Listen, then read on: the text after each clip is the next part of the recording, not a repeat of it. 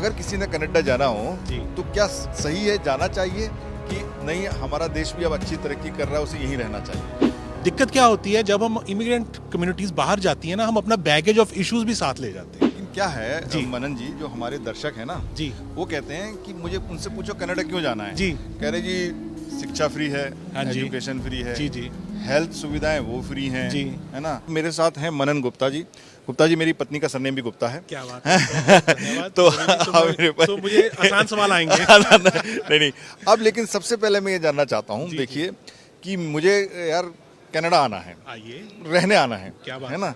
और ये मैं ही नहीं सोचता, जी, जी। इस समय ऐसे देश में कई देशवासी हैं, कई भारतीय हैं, और खासकर पंजाब के और इधर के जो लोग ज़्यादा हैं, जी, जी। वो चाहते हैं जी कनाडा जाना है ना। कनाडा, जी, हाँ, जी, जी। कनाडा जाना है। जी, जी। तो अगर किसी ने कनाडा जाना हो जी। तो क्या सही है, जाना चाहिए कि नहीं, हमारा देश भी अब अच्छी तरक्की कर रहा है, उसे यहीं रहना चाहिए?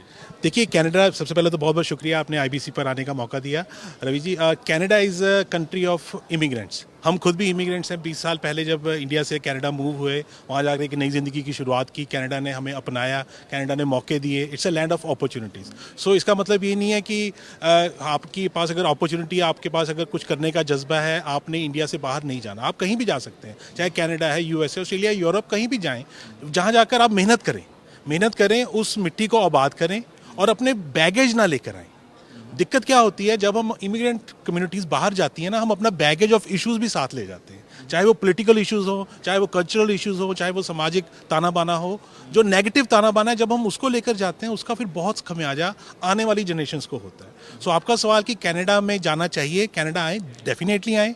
Canada is a G7 country. Canada ने अपने दरवाजे इमिग्रेंट्स के लिए खोले हुए हैं, खास करके उन लोगों के लिए जो लीगल तौर पर आना चाहते हैं, जो कायदे कानून के मुताबिक आना चाहते हैं। अगर आप इलीगल रूट से जाएंगे, अगर आप सोचें मैं यहाँ से जहाज चढ़ूँ, वहाँ जाकर रिफ्यूजी फाइल कर दूँ, ठीक है, दरवाजे उनके लिए भी खुले हैं, लेकिन वो फिर आप अपने होमलैंड के साथ भी इनजस्टिस कर रहे हैं और कनाडा के सिस्टम को भी आप अब्यूज़ कर रहे हैं। लेकिन ठंड नहीं होती बहुत ज़्यादा यार? क्या 6-8 महीने तो ठंडी ठंड रहती है वहाँ पे, हम कहाँ सहन कर पाते हैं? नहीं नहीं, सहन डेफिनेटली कर सकते हैं। कनाडा में हर तरह का मौसम है, चारों मौसम, पतझड़, सावन, बसंत, बहार, सब तरह के। नो डाउट सर्दी थोड़ी सी ज़्यादा है। सर्दी हम लोगों को इसलिए ज़्यादा लगती है क्योंकि हम जिस इलाके से जाते हैं, यहाँ पर तो स्नो देखने का नामो निशान नहीं है, दिल्ली में, पंजाब में। लेकिन डेफिनेटली अगर स्नो पड़ती है, स्नो को हैंडल करने के भी तरीके बहुत ज़्यादा हैं, क्योंकि विंटराइज्ड घर हैं, घरों के अंदर हीटर्स लगे हुए हैं, आपकी गाड़ियों में बढ़िया गाड़ियों, सड़कों के ऊपर बर्फ़ साफ़ हो जाती है, और बर्फ़ नो डाउट पड़ती है, कई इलाकों में एक्सट्रीम पड़ती है।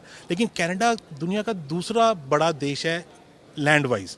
सो एक कोने से दूसरे कोने में आप जाना हो, 3 घंटे का तो समय बदल जाता है, ईस्ट कोस्ट से वेस्ट कोस्ट। और अगर आप अटलांटिक में है तो 1 घंटा और पीछे कर लें। सो 4-4.5 घंटे का फ़र्क है। So it's a big country, हर तरह का मौसम है, हर तरह की अपॉर्चुनिटीज़ हैं, एंड डेफिनेटली जो भी आपके दर्शक हैं, हम उनको जरूर रिक्वेस्ट करेंगे कि कनाडा को एक्सप्लोर करें।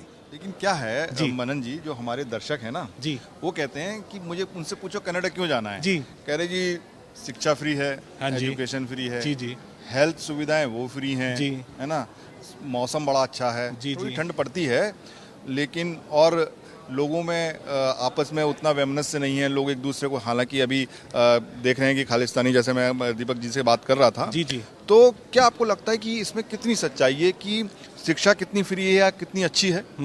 हेल्थ सही में अवेलेबल है कि भैया अगर मुफ्त है तो बहुत वेट करना पड़ता है, अगर कुछ स्पेशलिटी हो तो उसके लिए वेट करना पड़ता है? जी, जी। और मौसम तो शायद अच्छा है। ये तो ये 2 मुद्दे कितने इंपॉर्टेंट हैं या कितने सच हैं? देखिए, डेफिनेटली यूनिवर्सल हेल्थ केयर है कनाडा में। हेल्थ, आपको basic health facilities absolutely free of cost है। आप टैक्स पे करते हैं तो आपको हेल्थ केयर ऑब्वियसली उसका बेनिफिट मिलता है। जरूरी नहीं जो लोग टैक्स पे नहीं करते उनको हेल्थ केयर नहीं मिलती। हेल्थ केयर सबके लिए फ्री है, जो वहाँ पर फॉर्मल तौर पर हैं, जो PR हैं या जो परमानेंट रेजिडेंट हैं, सिटीजन हैं। और जहाँ तक आपका सवाल है एजुकेशन का, एजुकेशन भी बिल्कुल absolutely basic education up till grade 12 free of cost है। उसके बाद जब आपने कॉलेज, यूनिवर्सिटी जाना है तो अपनी ज़रूरत के मुताबिक, अपनी आपके एम गोल के मुताबिक आप यूनिवर्सिटी को पिक करते हैं, और डेफिनेटली उसका आपको फीसेस देनी पड़ती हैं। लेकिन उसमें भी काफ़ी गवर्नमेंट के इंसेंटिव्स होते हैं। अगर आप बचपन से ही बच्चे की ट्यूशन फ़ी सबमिट करा रहे हैं, डिपॉजिट करा रहे हैं, जिसको एजुकेशन सेविंग प्लान कहते हैं, तो आपको काफ़ी किफ़ायत हो जाती है at the end of the जोर का झटका धीरे से लगता है। लेकिन कहते हैं ना जैसे हेल्थ में क्या होता है कि कहते हैं कि पहले तो बेसिक अगर कुछ है तो वो तो ठीक है, लेकिन कहीं ऑपरेशन होना हो, दांत में अगर ज़्यादा परेशानी हो गई हो तो वेटिंग करना पड़ता है क्या? देखिए बिल्कुल आपका अच्छा सवाल, बहुत ही टाइमली सवाल। हेल्थ केयर को लेकर आज की सिचुएशन ये है कनाडा में कि हेल्थ केयर वर्कर्स की बहुत ज़्यादा शॉर्टेज हो गई है, खास करके कोविड से पहले भी और कोविड के दौरान तो हमने देखा है कि हेल्थ केयर वर्कर्स पलायन कर गए, उन्होंने हेल्थ केयर सिस्टम छोड़ दिया क्योंकि बहुत ज़्यादा टफ कंडीशंस थी, बहुत सारे एक्सट्रीम लंबे आवर्स उनको काम करने पड़ने थे और कोरोना का उनके ऊपर भी बहुत ज़्यादा इम्पैक्ट पड़ रहा था। तो इस वक्त कनाडा इनफैक्ट दरवाजे खोल रहा है दुनिया भर से हेल्थ केयर वर्कर्स को वहाँ बुलाने के लिए। आप चाहे कायरोप्रैक्टर हैं, चाहे नर्स हैं, चाहे डेंटिस्ट हैं, चाहे आप किसी तरह के भी मेडिकल फील्ड से हैं, आप वहाँ पर आएँ। कनाडा आपको प्रायोरिटी पर इमिग्रेशन दे रहा है। लेकिन जहाँ तक आपका सवाल है कि कुछ एक चीज़ों के आपको एक्स्ट्रा पैसे देने पड़ते हैं, नो डाउट डेंटल केयर वहाँ पर फ्री ऑफ कॉस्ट नहीं है, डेंटल केयर बच्चों तक की फ्री है, लेकिन एडल्ट्स की अब क्योंकि वहाँ की सरकार अभी एनडीपी सपोर्ट कर रही है एक्सटर्नल से, उनके लीडर की ये मांग है कि बेसिक जौन सी डेंटल केयर है वो भी सबको फ्री होनी चाहिए। तो सरकार ने कुछ उसमें भी प्रावधान किए हैं, लेकिन हेल्थ केयर वर्कर सिंस कम है, शॉर्टेज है और हेल्थ इंफ्रास्ट्रक्चर उस तेजी से नहीं बढ़ पाया अनफॉर्चुनेटली जितनी तेजी से आबादी बढ़ी है। तो देखिए हेल्थ वर्कर जो हैं, डॉक्टर्स हैं, नर्स हैं, आपके लिए बहुत अच्छा मौका है। आप जाइए कनाडा, आपके लिए दरवाजे खुले हुए हैं। और ये बात बिल्कुल सच है कि भैया अगर आपकी बेसिक हेल्थ खराब है तो आपको इलाज जल्दी मिल सकता है, अगर लेकिन कुछ स्पेशलिटी है तो उसमें टाइम लग सकता है। अब लेकिन जो हमारे छात्र देख रहे हैं वहाँ पर पढ़ने बहुत लोग जाते हैं ना, कई सारी अच्छी यूनिवर्सिटीज़ हैं, कई हैं बिल्कुल। तो क्या आपका क्या मानना है, क्योंकि आप वहीं से आए हैं, वहीं रहते हैं, ये इसमें इतनी सत्यता है कि हाँ यहाँ के जो बच्चे हैं जो अच्छा करना चाहते हैं, अच्छा पढ़ना चाहते हैं, उन्हें कनाडा जाना चाहिए और उनके लिए वहाँ पर जो एक वातावरण है यूनिवर्सिटीज़ में वो कितना अनुकूल है?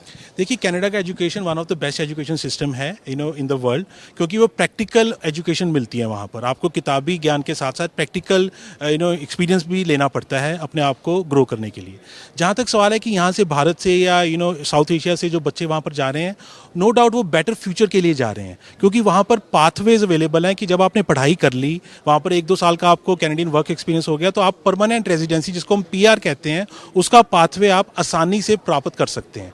लेकिन हो क्या रहा है कि यहाँ से हर इंसान ये सोच रहा है कि मान लो अब मैं इंडिया की बात करूँ, तकरीबन 40% जो स्टूडेंट्स हैं, इंटरनेशनल स्टूडेंट्स कनाडा के, वो इंडिया से आ रहे हैं। उनकी गिनती 4 लाख के करीब है। अब कनाडा 4 लाख बच्चों को परमानेंट रेजिडेंसी नहीं दे सकता, उनके पास इतनी ऑप्शंस ही नहीं है। तो हो क्या रहा है, वो बच्चे बहुत ज़्यादा निराश हो रहे हैं, क्योंकि वो उनमें से मेजॉरिटी 4 लाख में से बच्चे वो थे जिनके पेरेंट्स ने उनको बढ़िया फ्यूचर के लिए कनाडा भेजा। अच्छा, ज़्यादा पैसा खर्च करके, ज़्यादा पैसा, यहाँ से ज़मीनें बेच दी, यहाँ से कर्जे ले लिए, यहाँ से एजुकेशनल लोन्स ले लिए, बच्चे को भेज दिया। कई बच्चियाँ तो शादी करके जा रहे हैं कि भाई मैं जा रही हूँ तो घर वाला मेरा ओपन वर्क परमिट पर आ जाएगा। इस तरह के भी बहुत लेन देन हो रहा है। कई जेन्युइन है, कई बिल्कुल प्लांटेड फेक मैरिजेस हैं। तो ये जौन सा सिस्टम है ना, ये जौन सी सिस्टम का अब्यूज़ हो रहा है, उसका नुकसान इंडिया कनाडा के रिलेशंस में भी हो रहा है। क्योंकि हमने रिसेंटली देखा कि बच्चे यहाँ से जाते हैं, वहाँ पर जाकर उस सिस्टम में सेट नहीं हो पाते, पीयर प्रेशर है, बहुत सारे बच्चे वहाँ पर मेंटल हेल्थ का शिकार हो रहे हैं, सुइसाइड्स कर रहे हैं। आमतौर पर ऑन एन एवरेज 8 से 10 डेड बॉडीज हर महीने कनाडा से अनफॉर्चुनेटली बच्चों की यहाँ आ रही हैं, which is very very heartbreaking. तो ये थोड़ी सी जो खबर है ये थोड़ी दुख वाली है कि देखिए आपकी आकांक्षाएं हो सकती हैं, आप ये सोच सकते हैं कि आप वहाँ पे बहुत, लेकिन ये ज़रूरी नहीं है, क्योंकि हर देश की एक लिमिट है, एक उनकी कि वहाँ पे उनकी कितनी ज़रूरत है, तो ये आपको ज़रूर ध्यान रखना होगा। अच्छा, एक बार बताइए मनन जी, कितना खर्चा आ जाता महीने का? अगर मैं जाऊं, 2 मियाँ बीवी 2 बच्चे अगर रहने चले जाएं वहाँ पे, जी कितना खर्चा आ जाता है? घर का किराया, खाना पीना मिला के, ट्रैवल मिला के? देखिए, अगर आप बिल्कुल औसतन बेसिक ज़िंदगी जीना चाहते हैं आज के दिन में, क्योंकि महंगाई बहुत बढ़ गई है, वहाँ की भी इन्फ्लेशन बहुत ज़्यादा है। पिछले साल भी महंगाई बढ़ गई है। अरे महंगाई की सीमा कोई नहीं होती, वो बिल्कुल बॉर्डर हर जगह बढ़ी रही है, हर जगह बढ़ रही है महंगाई। कनाडा की पिछले साल इन्फ्लेशन दर थी वो 8% थी, इस साल कम होकर, क्योंकि बैंक ऑफ कनाडा ने रेट बढ़ा दिया, तो इन्फ्लेशन कम होते होते 2.5% तक आ गई है। तो प्याज क्या भाव मिल रही है वहाँ पे? प्याज भी बहुत महंगा है जी, लाल प्याज ले लो, व्हाइट प्याज ले लो, वो आंखों में आंसू आते ही हैं। अच्छा, आंखों में आंसू आते ही हैं। सो जहाँ तक महंगाई की बात है, देखिए महंगाई जौन सी है, आपसे जानना था कि कितना खर्चा? हाँ जी, मैं इसी पर आ रहा था कि जो फूड इन्फ्लेशन है ना, वो अभी भी औसतन 10% के हिसाब से ईयर टू ईयर बढ़ी है। सो आम परिवार का खर्चा तो फूड के ऊपर ही होता है ना, बेसिक रोटी कपड़ा मकान। घरों के किराए इसलिए बढ़ रहे हैं क्योंकि शॉर्टेज ऑफ हाउसिंग है। इतनी जनता यहाँ से जा रही है, स्टूडेंट्स जा रहे हैं, स्टूडेंट्स अब आसमान के नीचे कहीं खुली छत के नीचे तो नहीं रहेंगे, घर भी चाहिए उनको, ठीक है। तो इसलिए किराए बढ़ रहे हैं, महंगाई बढ़ रही है फूड इन्फ्लेशन के कारण। तीसरी चीज़, जॉब्स उतनी ज़्यादा नहीं है। सो एक औसतन जौन सा मियाँ बीवी 2 बच्चों के साथ है, उनको औसतन 5 से 6 हज़ार डॉलर मिनिमम चाहिए। सिर्फ रुपए में बताओ, रुपए में, डॉलर में समझ रहे हैं। 3 लाख के करीब, जी जी जी तो 3 लाख का खर्चा मतलब आ जाएगा, जिसमें कि मकान का किराया हो गया, खाना हो गया, ट्रैवल हो गया। जी जी जी जी तो मतलब इतने ही कम से कम उसको नौकरी वहाँ पे करनी पड़ेगी। जी जी जी जी ऐसा जरूरी है। बिल्कुल bare minimum. No doubt government भी इंसेंटिव्स देती है, बच्चों के आपको फंड्स आते हैं, सोशल असिस्टेंस आती है, लेकिन इतना तो बेयर मिनिमम आपको कमाना ही पड़ेगा अगर आपने कनाडा में अपनी जीवन गुजारना है। तो भैया आईबीसी के दर्शकों, आप समझ लो कि अगर आप 3 लाख रुपए कमा सकते हो जाके, जैसा कि मनन गुप्ता जी ने अभी बताया, तो आप कनाडा रह सकते हो कनाडा में। नहीं तो थोड़ी मुश्किल पड़ेगी, ठंड भी ज़्यादा है वहाँ पर। तो अब हम देख रहे हैं कि ये G20 में जिस तरीके का आप माहौल देख रहे हो कि अपने देश में भी काफ़ी तरक्की हो रही है, काफ़ी अपॉर्चुनिटी हो रही है, काफ़ी जॉब अपॉर्चुनिटीज़ मिलने वाली है हर क्षेत्र में, खासकर आईटी के क्षेत्र में और टूरिज्म के क्षेत्र में हमारा देश भी काफ़ी उन्नति कर रहा है। तो आप सोच सच के करना। देखिए, छात्र का जैसे उन्होंने बताया मनन गुप्ता ने कि छात्रों को कितनी सारी परेशानी हो जाती है। उससे पहले हमारे दीपक पुंज जी से हम बात कर रहे थे, थोड़ा सा भेदभाव सिखों के प्रति या सिखों के प्रति जिस तरह की एंटीबा। तो ये ऐसा नहीं है कि माहौल, देखिए हर जगह कुछ चीज़ें प्लस होती हैं, कुछ चीज़ें माइनस होती हैं। तो इन सब चीज़ों का ध्यान रखें, तभी इस बात का निर्णय लें कि आपको कनाडा जाना है कि नहीं जाना। घूमने जाएं, ट्रैवल के लिए जाएं, टूरिज्म के लिए जाएं, बहुत अच्छी बात है, आपको पूरी दुनिया घूमनी चाहिए। लेकिन रहना है, अपने बच्चों को भेजना है, इसके पीछे सोचें, समझें और हमारा ये वीडियो ज़रूर देखें, तो इससे आपको समझ में आएगा कि आपको क्या करना है।